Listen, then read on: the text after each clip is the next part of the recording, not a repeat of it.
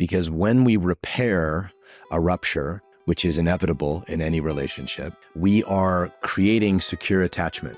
Many people will think that secure attachment happens in the absence of ruptures. But what I've come to believe is that ruptures, like I said, are inevitable. And how we repair those ruptures is really what cements bonds of trust and safety. This is the point about repair. You are showing up to not debate.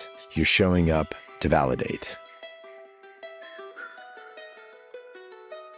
Welcome back to the Embodied Relationship Experience. My name is John Wineland. If you like this podcast, please like and subscribe if you are watching on YouTube. Please rate and review if you're listening on Apple. Today, we are going to talk about one of my absolutely favorite subjects, which is the art of repair. Many people do not look at it this way, but I like to look at repair conversations and repair practices as part of a devotional expression of love. Because when we repair a rupture, which is inevitable in any relationship, we are creating secure attachment. And many people will think that secure attachment happens in the absence of ruptures.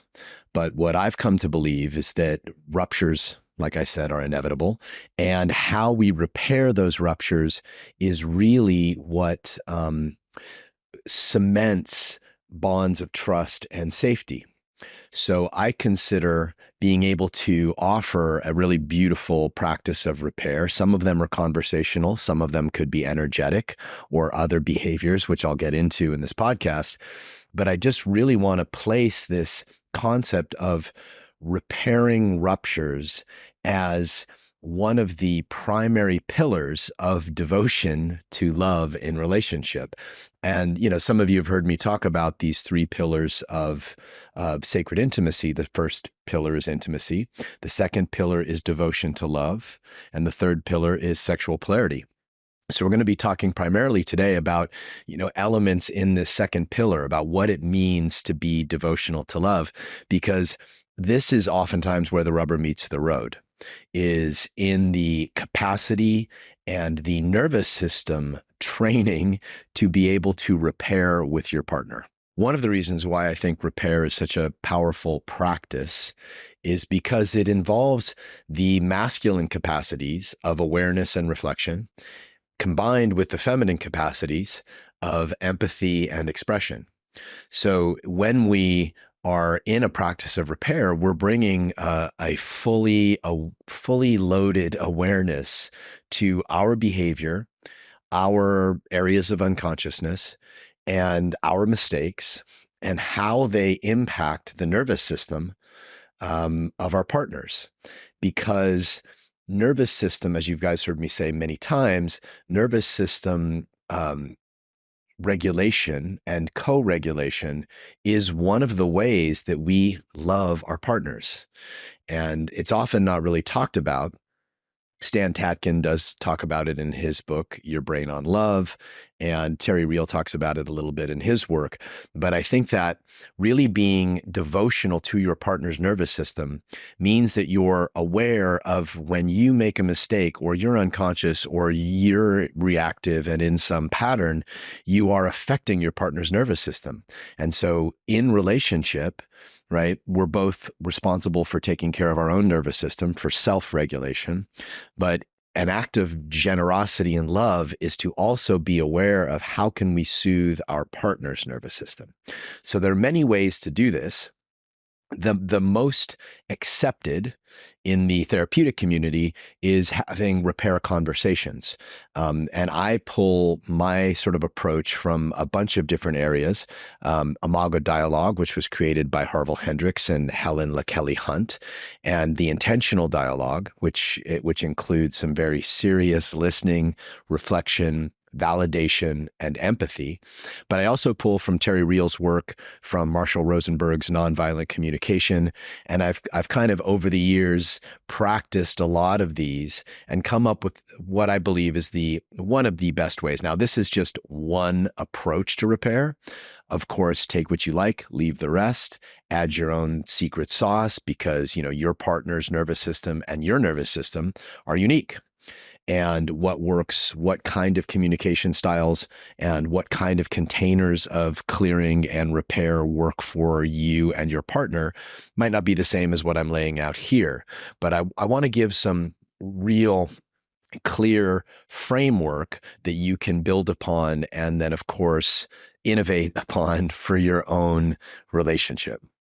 So I'm going to distinguish today between the sort of conversational and communication approaches to repair, but also the energetic and more, let's call them yogic practices of repair.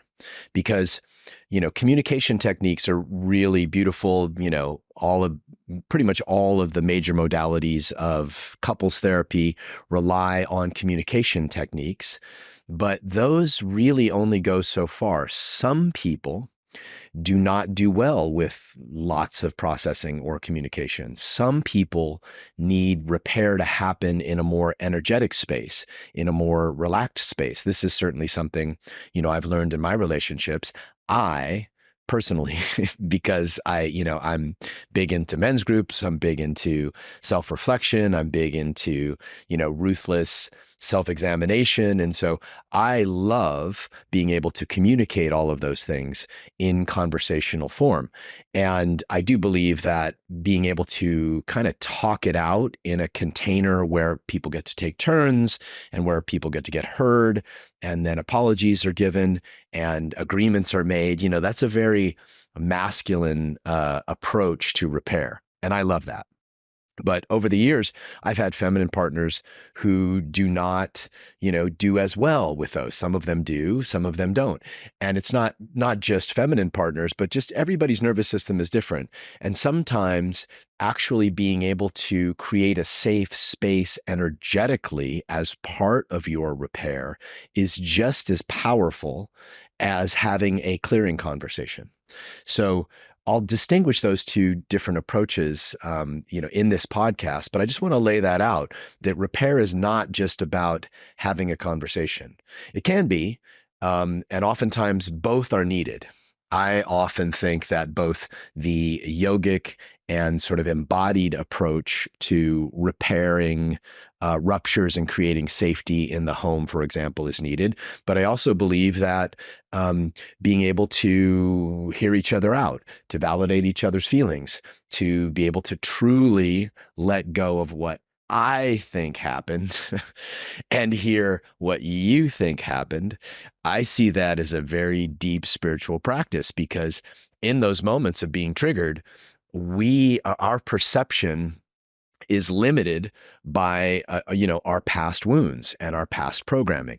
So for us to be able to transcend those past wounds and past programming actually requires something in our nervous system. It requires oftentimes what I love to use is breath, relaxation, some different techniques of embodiment, which I'll go into in this podcast. But it does become to be able to allow your partner's reality to be without needing to debate them on what you think happened or what your experience was. You'll get your turn if you, follow this format, but oftentimes it's really helpful. In fact, it's almost required. Terry Real talks about this in his book, Fierce Intimacy, that it's required for us to be sort of a customer service representative, right? And if your partner is coming to the customer service window needing some kind of repair, right? You're not going to present your toaster to them to repair when they're coming to the customer service window. So oftentimes repair requires us to let go of what we need for a bit, right? Momentarily, in order to just focus on what they need. Now, obviously, we want this to be reciprocated, right? That if we're not in partnerships where both people are taking turns at the customer service window, shit's going to break down pretty fast, and it's going to be very hard for true trust to be established. So let's start with what makes an incredible repair conversation. There are a few elements to this, and I'm going to break them down one by one. The first one, which is so obvious, but we often miss it, is get consent. Get consent to unload whatever it is that you feel needs to be shared. So if your partner did something that is, and this goes for any person, this could be a friend, this could be any person you have a relationship with that needs repair, but let's just stick to the romantic realm for now. So the first thing that you absolutely want to do is get consent. That looks something like, hey, I have something that's been heavy on my heart, or something happened yesterday that really hurt my feelings. I'd love a chance to tell you about it. I'd love a chance to clear it. I'd love a space where we could talk about it. Is now a good time, right? Just that simple step sets your partner up to win. Oftentimes, when we're distracted, this is especially true for the masculine ladies, right? Men tend to be much more single-minded focused. So when we're single-minded focused on something, and there is, a need for repair that comes in kind of out of the blue, it will often, shake us and take us out of our focus. And so it takes a little something for us to go from fixing a carburetor to helping hang a painting, for example, right? We need a little, men especially need a little space to just ground and prepare themselves, because oftentimes, when you come to your partner and say, hey, something happened that hurt my feelings, immediately, oftentimes our childhood wounds are going to get triggered. Like, oh, are they mad? Did I do something wrong? Am I bad? Is this going to blow up into a huge fight? Are they going to leave? Like, all this stuff kind of happens, to a greater or lesser degree in somebody's nervous system. Right. So the best thing to do is to just set them up kindly, like, hey, I have something I need to talk about, and I would love a good time for us to do it. So when you ask, how you ask, it's important, right? If you come in hot and you're just basically saying like, hey, you really pissed me off yesterday, chances are you're not going to get a real good response to that. So make sure that you check your own urgency when you have something that needs repair, which we all do, right? We all will. You cannot be in relationship without your partner pissing you off, without your partner hurting your feelings. So if we just accept that, there are no such things as ruptureless relationships. It's just a fallacy that's absolutely untrue. It's a fantasy that is very dangerous. So rupture is going to happen.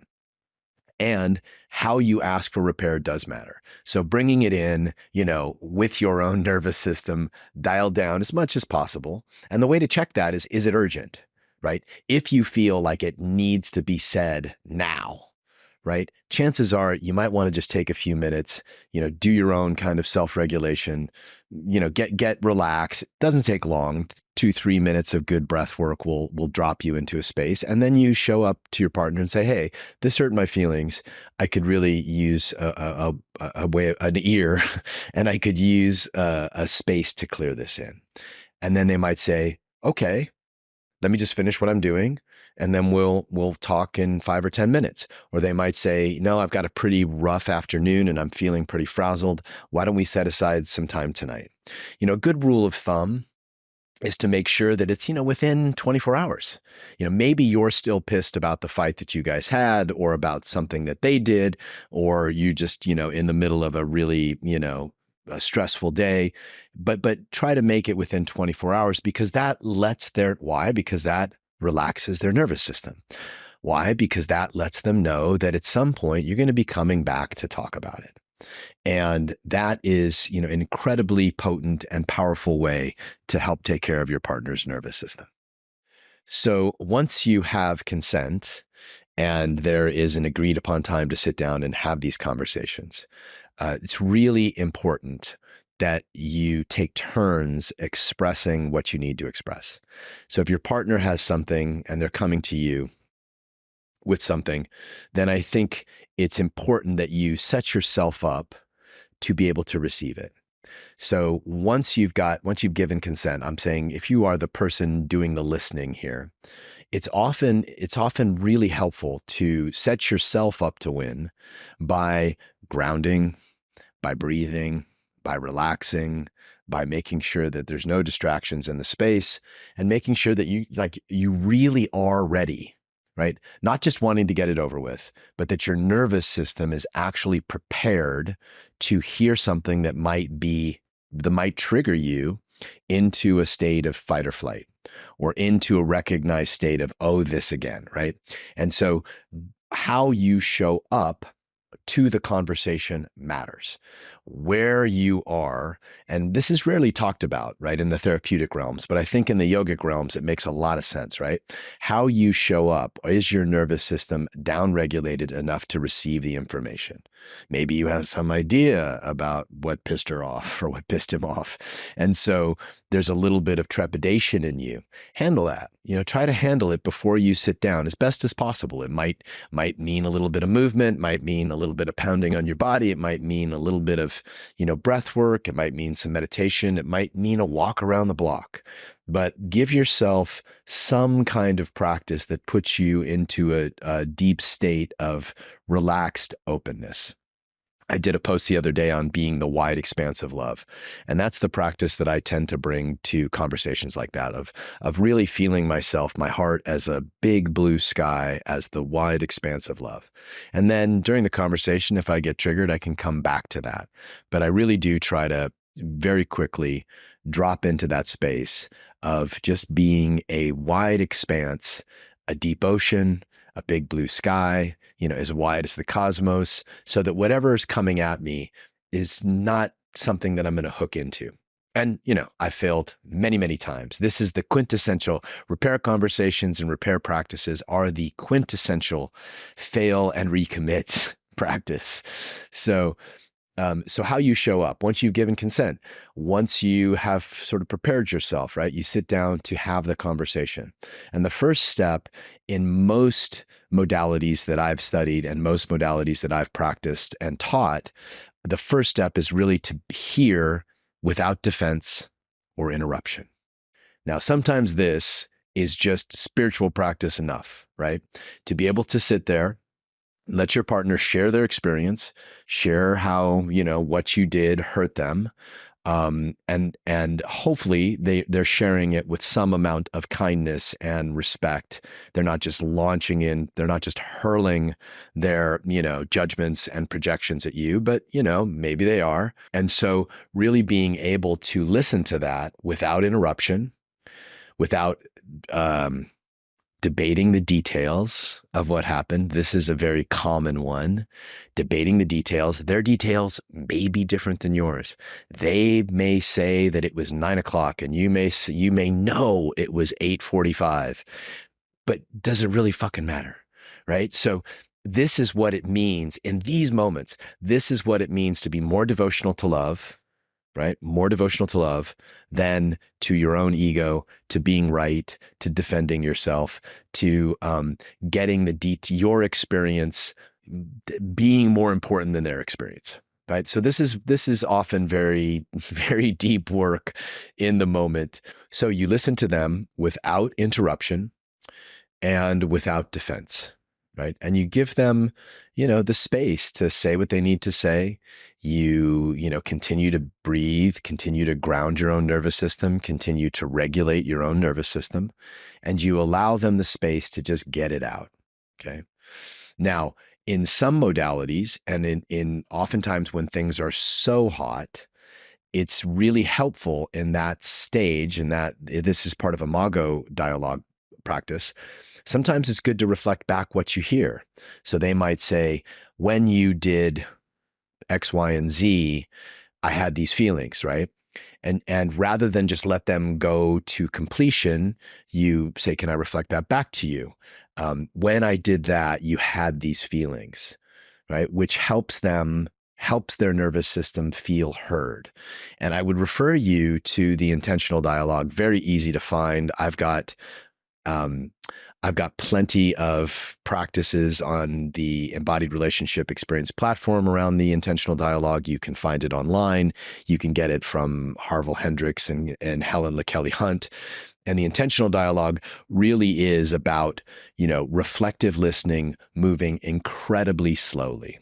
And oftentimes when things are really hot, that first step of repair will require that. Not always, but often it will. So let's just assume that you give your partner 3 minutes, 5 minutes, whatever they need. Hopefully it's within a 3 to 5 minute window. Otherwise, it's often very difficult for people to stay grounded. So that's a really good piece of the container. Keep your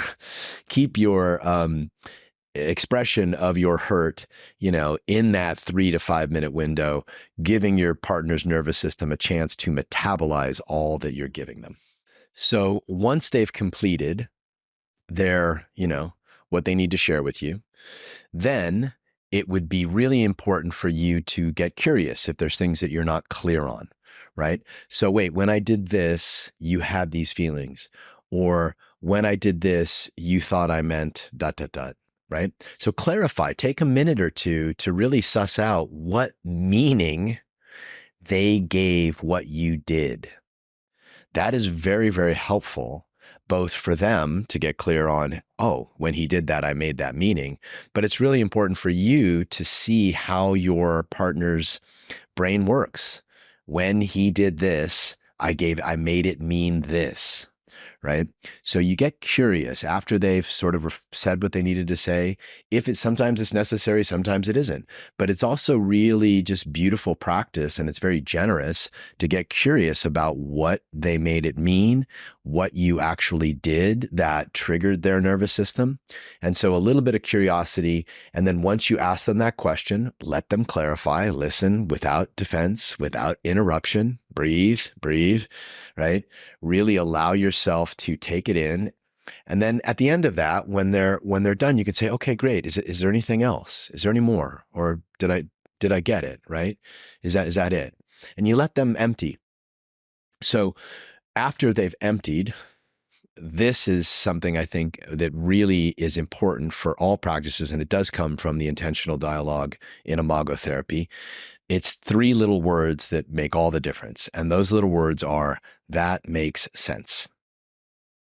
Now, it doesn't matter if you see it the same way. It doesn't matter if you remember it differently. It doesn't matter if you think they're being silly. To them, to their nervous system, to their way of seeing the world, to their, trauma body, to their emotional body, what they're feeling, what they saw, what they believed, what they experienced makes sense to them. So it's an incredibly important piece of this, that you validate what they thought, what they saw, what they experienced, even if it differs from yours. And this, again, is often where the rubber meets the road. I see this struggle with men a lot, where they're like, but it didn't happen that way, or, but I saw it differently, or, but that's silly. Why would she think that I did that? Right. And so it works both ways, of course, but I see this in men a lot. And dropping the debate. There is no debate. This is the point about repair. You are showing up to not debate. You're showing up to validate. That's a great bumper sticker. I should probably make a bumper sticker, a t-shirt out of that. Don't debate, validate. So yeah, you are showing up to validate. What does that do? It relaxes their nervous system. Maybe they grew up in a space where their feelings were not validated, where their feelings were not honored, where their feelings were not cared for. So when you step into that space, right, you are stepping into the space as their caregiver in some way, right? The brain is how it links. This is what happens. Our partners are in the same space of our brains as our caregivers. So when you say, hey, that makes sense, I understand why you would feel that way. I understand why you'd be upset. That alone is a balm on their nervous system. Just learning how to do that will absolutely change the way that you guys communicate. After you've listened without defense or interruption, after you've validated, what comes next is put yourself in their shoes. What was it like? What was it like to be on the other side of your very special kind of bullshit? What was it like to be on the other side of your unconsciousness? What was it like for them to be on the other side of something that you said you would change but didn't? Right? It's really important that we put ourselves in their shoes and empathize with them so that we can, again, relax their nervous system by honoring their experience, right? When we honor another's experience, we're loving their nervous system. I'm going to say that again. When we honor another's experience, we are loving their nervous system. Doesn't matter which is more important, you being right or you loving their nervous system. I'll leave that for you to decide. But what I've seen over and over again is that when we can do that, when we can drop our need to be right momentarily or for a period of time, and we love them by honoring their nervous system and honoring their experience, they feel safe with us, right? They feel safe with us. So this piece of empathy and expressing how it must have been for them. Now, one of the ways that I think is really beautiful, there's a couple different ways that I think is really beautiful, and it's to say, like, I imagine, again, this is part of the, what Harville Hendricks and Helen LaKelly Hunt teach. So I really value this, is I can imagine when I did that, you felt this. I can imagine when I did that, you felt dropped. I can imagine you felt rejected. You felt sad. You felt angry. I can imagine when I said things that way, or I lost my temper, or I didn't show up, or whatever it was, you felt these things, right? I can also imagine, this is a really important piece, and this is something that I've added from Terry Reel's work. I've done that before. I can imagine that the fact that I've done that more than once is really frustrating for you or really hurtful to you. And so it's important, again, that we're keeping awareness, right? We're empathizing, but we're also aware of ourselves and what we've done and how we've behaved. Awareness and empathy are that beautiful sort of integration of masculine and feminine energies in this practice that make all the difference, right? If you're just empathetic, but you're not aware of your behavior, you're not aware that, wow, that's the fourth time I've done that, it's not going to land as well. And if you're just aware, but there's really no empathy coming through your body, it's not going to land. So bringing both your awareness and your empathy to this behavior and to the way that it impacts your partner's nervous system is one of the key pieces in, again, being devotional to their nervous system, letting them know they're not crazy. You did do that over and over and over again. You said you'd change it. You didn't change it, and of course they're pissed and hurt and are losing trust in you, right? So your capacity to empathize with exactly how your unconsciousness, because chances are you didn't mean to hurt them. Chances are you didn't mean to be cruel or lose your temper, or you didn't go into it with that, right? Most people, like, there are some people that are, that are challenged in that way and are a little more vicious, but I'm assuming most of you do not mean to hurt the people you love. It just happens unconsciously. And that's something else to really keep in mind in repair conversations, giving them the benefit of the doubt. They don't mean to hurt you. It's likely an unconscious response to a threat triggered by a childhood wound. It's not something that is malicious. 9 times out of 10, even though it might occur to your nervous system as malicious, it's not. Most of the time, it's a habitual response to a threat. And these threats go way back. I've talked about this before, but oftentimes coming into repair conversations, it's crucial that you give your partners the benefit of the doubt. If you're sitting there talking about what you think happened and they're trying to apologize, but all you can do is create them as somebody that is trying to hurt you, the repair conversation is not going to go very well. So after you have empathized with them, put yourself fully in their shoes and really validated their feelings, their experience, used things like, I can imagine that you felt this. I can imagine you felt that. Am I right? Did I get that right? Did I miss anything? After you've really kind of cleared out all of the remnants and all of the stuff that's, behind their hurt, the next step will be to apologize. And I love Terry Real's approach to apology. It's such a simple approach. It is, yes, I did that. You're right, I did that.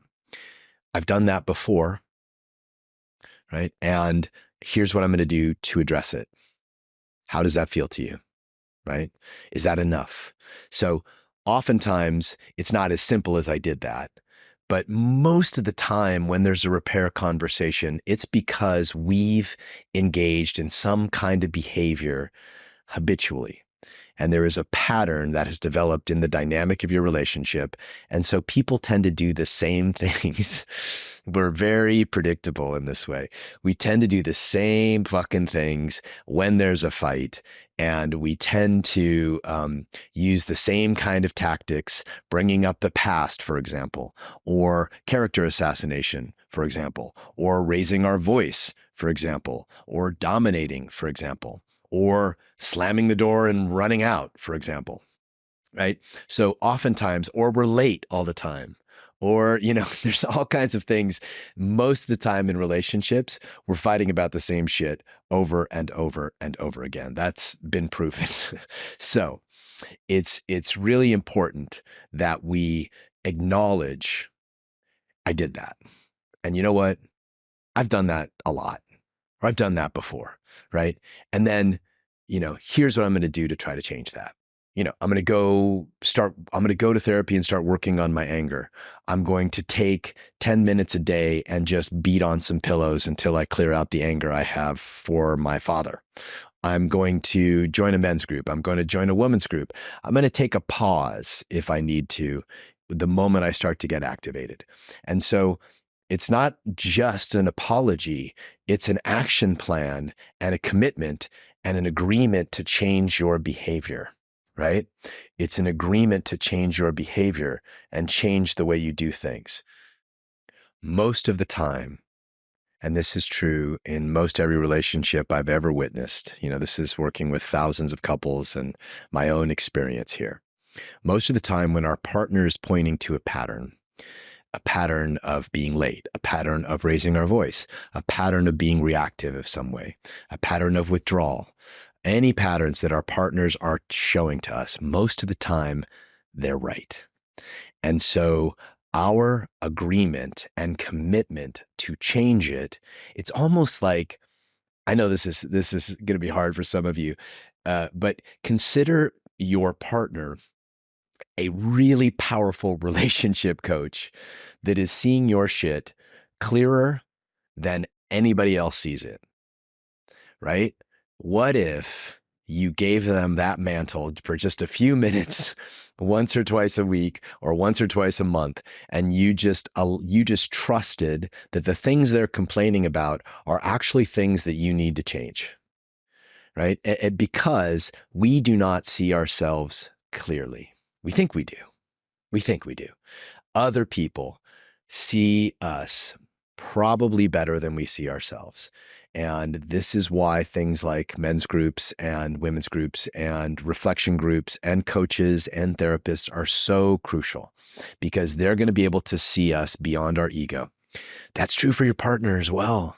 And even if you don't like what they're saying, even if you don't think it's fair, even if you don't think that they're they're not taking your feedback, even if they're not self-reflective with themselves like they are reflective with you, all those things might be true. But that doesn't mean that what they're seeing is not valid and often potent work for you to do. So when it comes time to make that apology, understand that there is something that you can change that is often a crucial piece of work, a personal work for you to do. That kind of reframing often changes a lot. And what does it do? It validates their wisdom. It validates their emotional experience. It validates their oracle, right? right? Her oracle, when she's saying like, you go unconscious, by checking your phone all the time, or by being late, or, you numb out in this way, or, so all of those things are likely, there's some thread of truth in them. And that's often hard for people to hear. So when you're making your apology, make sure that there's an agreement and there's a commitment to try to change these things. And you can bet your bottom dollar that your partner is going to want to hold you to that. They are. Why wouldn't they? Right. And so when you make that apology, take a moment to be really clear on what you can agree to. You might not want to agree to, anger management therapy, but you might be fine with pounding on pillows, once a day, at the beginning of the day or the end of the day. You might not be okay with, promising to never be late again, but you'll be okay with communicating when you are going to be late promptly, right? And then showing up on time more often than not. So be really clear when you make those commitments, because it really is a trust establishment, right? Oftentimes we will make commitments half-heartedly or without true reflection that we are a yes to them, and then we break them. And that ruptures trust, and that creates a lack of devotion. That shows a lack of devotion to our partner's nervous system, and to our own integrity. So those are the elements of a powerful repair conversation. How to have them, how to structure them, how to create some kind of container for them. It's incredibly important. The last thing I'll say on that is it's incredibly important to have some kind of structure. Maybe you don't want the structure that I've just laid out, but go find a structure that works for you as a framework. The real problem that most people have is they continue to try to work out issues without any kind of structure. And in the energetic realms, that's basically, if you think about your relationship and the emotional charges that happen in your relationship, that is the feminine, right? Nothing is more feminine than two people in emotional expression. So it needs some kind of structure. Like the raging river needs the banks, needs the rocks, needs some kind of structure. And so a lot of these modalities are really the structure that's intended to hold our emotional trauma, our emotional charges, which can be quite significant and quite tender. So, don't just try to go into repair conversations without structure. That is doomed for failure. And more often than not, that's what I'd say 80 to 90% of couples try to do. So really adhere to some kind of structure, take this one, choose your own, modify it, but come up with something that feels good for both of your nervous systems. For example, sometimes having long repair conversations is very taxing on somebody's nervous system. This was certainly true, with my ex-partner, right? Like I could clear shit all day. This is who I am. This is what I do. I could reflect. It just was very hard on her nervous system. So it's important that we understand, somebody might only have 5 or 10 minutes in them. Somebody might only be able to sit in this kind of reflective container and empathetic container for a short period of time. So be aware when you agree on these kind of containers for clearing, what works for both of your nervous systems. Sometimes once a week is plenty. Sometimes, after every fight is plenty. It really depends on how your nervous systems are structured. But really be clear. Here's the container. Here's how we're going to work through these things when they come up. They might deviate a little bit every now and again. Sometimes, it might be important to have reflective listening. Sometimes it's just important to just let me get it out, but have some kind of agreement, because agreements are also ways to soothe each other's nervous systems. So if the shit hits the fan, your partner's going to be there to listen to you. They're going to honor your experience. They're not going to gaslight you. And they're going to follow some kind of format that will bring you back to harmony and repair. So let's talk now about the energetic repair, the yogic repair, the embodied repair, because this is just as important. And this is a lesson that I've had to learn throughout my life. this is just as important as the structure of the repair conversation. So energetic repair is, how are you behaving around them and around the house, for example, after there is a rupture? And more importantly, after a rupture conversation, or even before the rupture, the repair conversation happens. So let's say, for example, you have a fight at 9 a.m., right? And both of you agree, like, hey, we've got to go to work. We can't really talk about this, or, we've got to take care of things. We don't have time to talk about this. Let's talk about it tonight. Okay. So what you do between 9 a.m. and tonight matters. How you are being, right? Are you open or closed? Is your body aggressive? Are you chewing on things? And if you're chewing on things, is it showing up in your body, right? Maybe the best thing you can do energetically is give them space. And that's also really important. But oftentimes, especially nowadays, because so many people are working from home together, or so many people are, bumping into each other throughout the day, how you are energetically matters. And if you have strong agreements that, hey, we're going to talk about this tonight, we'll figure it out, we work it out, we always do, et cetera, et cetera, et cetera, then let your nervous system reflect that. And you may need to go do your own work, go kind of beat on your body a little bit, or scream into a pillow, or any number of practices that move the energy through your body, so that throughout the day, you can be generous and open and kind and loving to your partner, right? This energetic piece often gets missed. Sometimes repair happens before the actual conversation.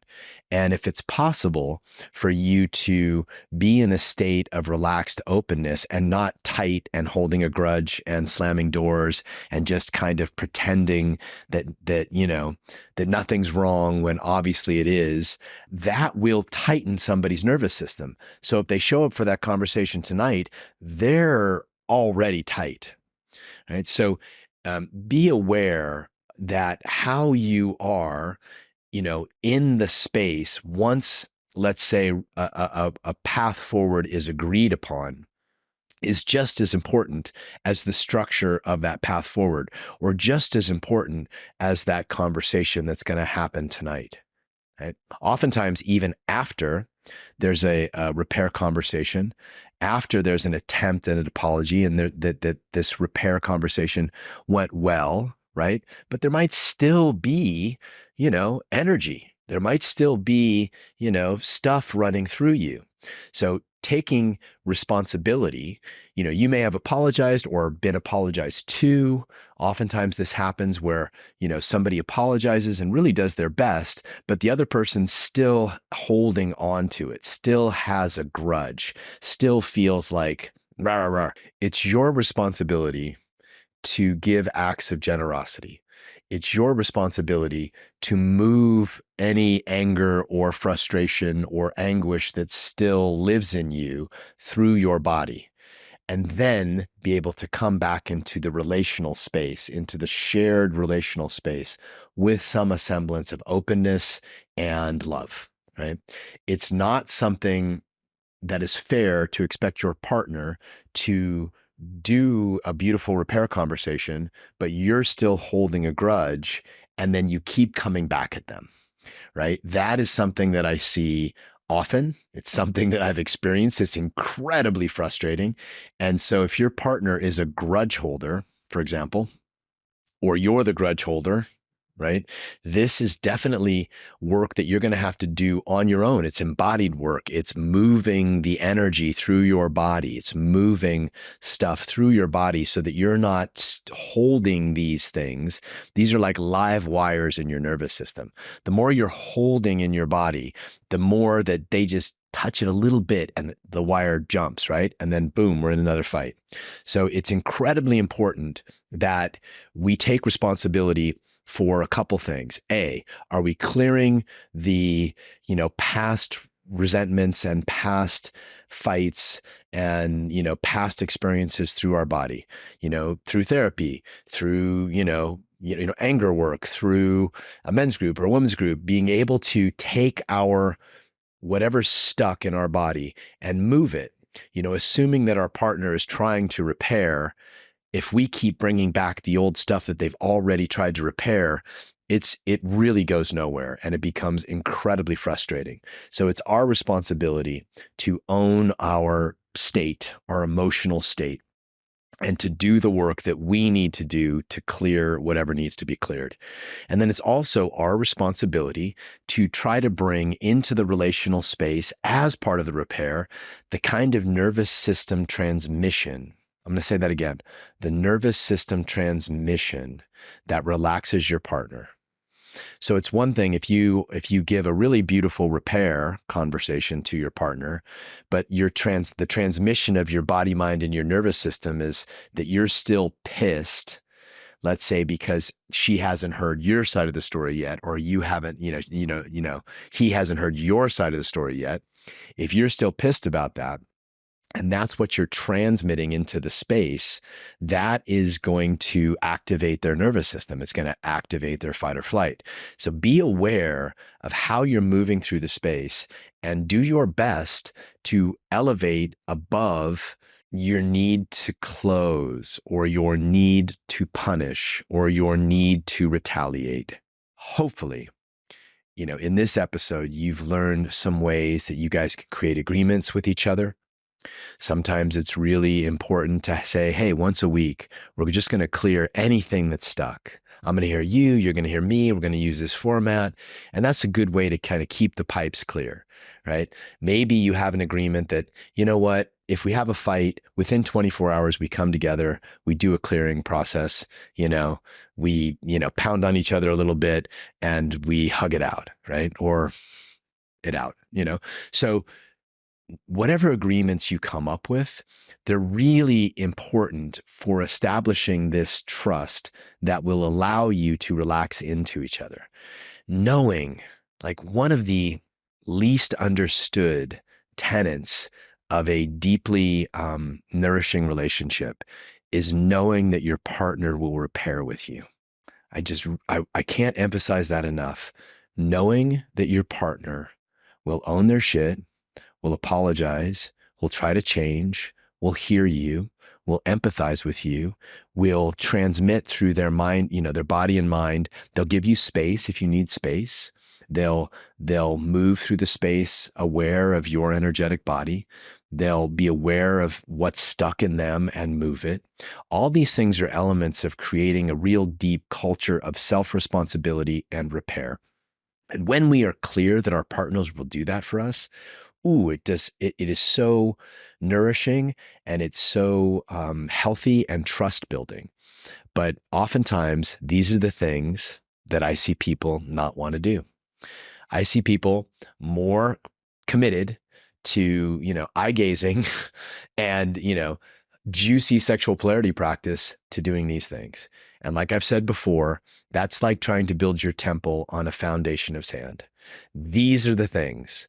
These are the practices that allow you to build a very strong foundation. If you like this podcast, please like and subscribe if you are watching on YouTube. Please rate and review if you're listening on Apple. We'll be back next time with another episode of the Embodied Relationship Experience. I'm John Wineland. Until next time.